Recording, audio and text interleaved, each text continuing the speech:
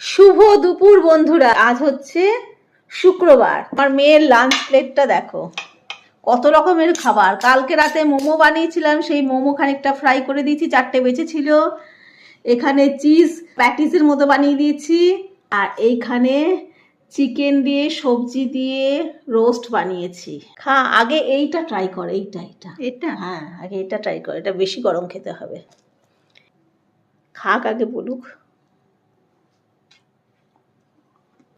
Cheese দিয়ে ভেতরে, আর রসুন পাতা, ধনে পাতা সব মিলিয়ে বানিয়েছে ওটা।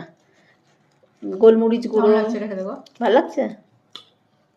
আর আমাদের বাঁচা কুচা খাবার, মাছের ঝোল, লাল শাক, বরের জন্য ডিমের একটা পোচ বানাতে গিয়ে অমলেট হয়ে গেছে, তো পেঁয়াজ কুচি সব দিয়ে দিয়েছি। এই হলো আমাদের খাবার। মিস করবে বাবাকে টেস্ট